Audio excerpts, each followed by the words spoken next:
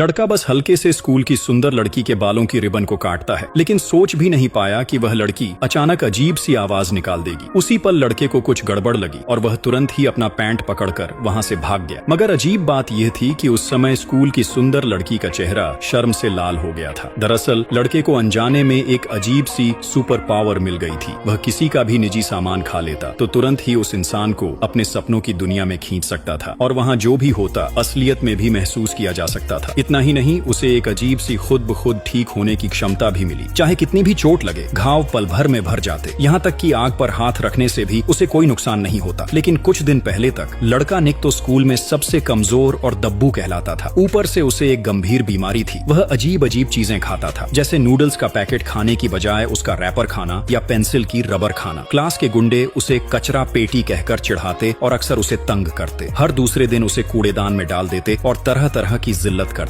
उनकी भीड़ के सामने निक हर बार मजबूर होकर चुप रह जाता और गुस्सा निकल जाता। उदासी में वह और भी ज्यादा कचरा खाने लगा। धीरे धीरे उसके शरीर में जर भरता गया। एक दिन वह आखिरकार गिर पड़ा। माँ घबराकर इधर उधर दौड़ी, मगर कोई उपाय नहीं सूझा। हड़बड़ी में उसने सड़क पर एक खुद को महान हकीम बताने वाले बूढ़े को पकड़ लिया। मरते को क्या दवा। लेकिन जैसे ही बूढ़े ने हाथ रखा, दोनों के शरीर में अजीब सा असर हुआ। बूढ़ा खांसने लगा। उसके मुंह की सिगरेट भी निक के ऊपर गिर गई। माँ ने घबराकर सिगरेट झटक दी और बूढ़े को डांटना चाहा, मगर तभी बूढ़ा दर्द से कराहने लगा और पेशाब पखाना भी निकल गया। फिर वहीं गिर पड़ा, हमेशा के लिए। अजीब बात यह थी कि जैसे ही बूढ़ा मरा, निक का चेहरा तुरंत चमक उठा। वह जैसे नया जन्म ले चुका हो। सिगरेट से जली जगह पल भर में ठीक हो गई। यहाँ तक कि साइकिल ठीक करते समय कटा हुआ उंगली का घाव भी तुरंत भर गया। उसकी पुरानी बीमारी भी पूरी तरह गायब हो गई। लेकिन निक को यह पता नहीं था कि उसके पास इससे भी बड़ी ताकत है। नया निक अब बिल्कुल अलग हो चुका था। उसकी डेस्क पार्टनर शाओमी भी उस पर ध्यान देने लगी और उसे पसंद करने लगी। लेकिन यह बात क्लास के गुंडों को नागवार गुजरी। उनमें से एक ने गुस्से में निक को घूंसा मारा। लेकिन चौंकाने वाली बात यह थी कि चोट खुद उसी पर वापस पलट गई। तब निक को समझ आया कि उसके पास रिफ्लेक्ट करने वाली शक्ति भी है। गुंडा लगातार निक पर हमला करता रहा, मगर हर बार चोट खुद उसी पर वापस गई। उसका शरीर घावों से भर गया, यहाँ तक कि जब उसने लकड़ी का डंडा उठाकर निक के सिर पर मारा तो उसका खुद का सिर फट गया और खून बहने लगा। सामने खड़े निक को बिल्कुल खरोंच तक नहीं आई। यह देखकर गुंडा डर गया और भूत प्रेत समझकर सिर पकड़कर भाग गया।